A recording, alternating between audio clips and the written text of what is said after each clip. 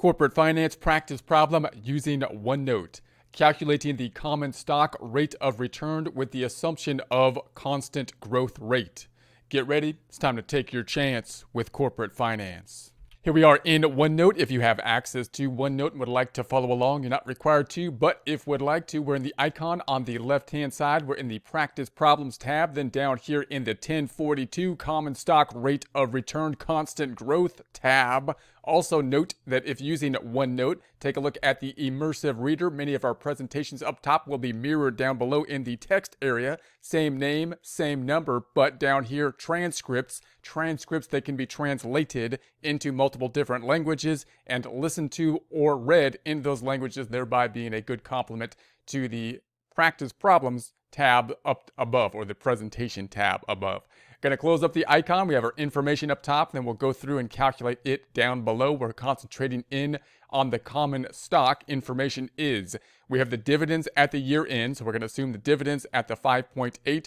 The stock price is 85, so this time we know the stock price, and we're going to assume a constant growth rate of the 6%.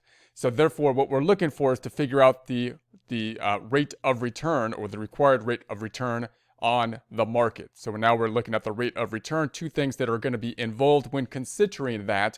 One is going to be the return on the thing that's kind of a little bit more easy to measure.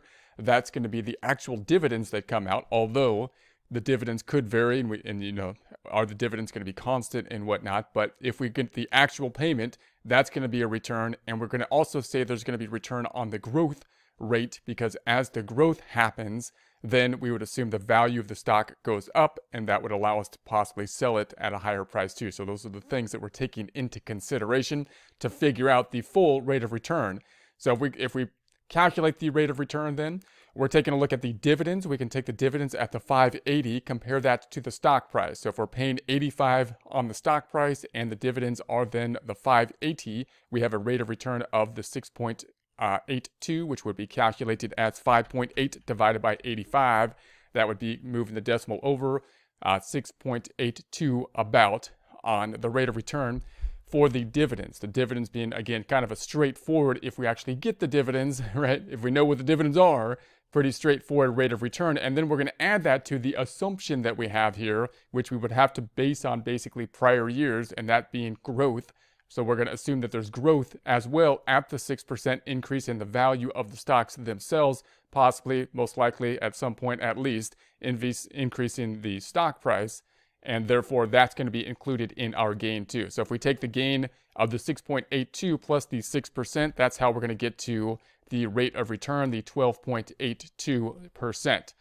So let's do it again. This time we're going to say the dividends are going to be the $2.10, the stock price 60, and the constant growth rate is going to be the 11%. So we're calculating the rate of return, or market rate. So we can take then the dividends, the 2.10 or $2.10. We can compare that then to the price to get to the rate of return with regards to the dividends. And that's going to be the 2.1 divided by the 60, which would be the 0.035 or the 3.5%. And then we're going to assume then the constant rate of growth that we would have to figure as well. And so we're going to say that that's going to be the 11%, so the 3.5 plus the 11, then getting us to the 14.5. Now note, when you think about these two different things, as we see in these two different examples, we can have a huge difference with the type of company that's going to basically have most of their growth coming from growing, meaning constant growth possibly being higher, possibly growing at a greater rate, or types of companies that are paying a standard dividend. If you're talking about a company that is in a growth point in their transition or their lifespan, then they're going to be possibly paying less on the dividends, possibly having more that we're predicting on the growth side of things, which could come along with added risk. If you're talking about a stable company that has basically plateaued and they're running steady, but they're not really in a solid, huge growth area, then you would expect the cash flow to be coming in somewhat constantly, a stable kind of condition, possibly then the dividends there being higher and the percent growth then being less, because they don't need the money to basically reinvest at that point, because they're plateauing, they're at their peak. So possibly then they would be giving out the income that they're giving in dividends. So you have to balance those two things out when you're kind of considering what the value of the stock is going to be, or what the rate of return would be. And then, of course, you want to be considering what types of things you want to invest in, what kind of risk that you would be putting into as well, and what kind of cash flow you're looking into. What's the time horizon that would you want to return on your investments?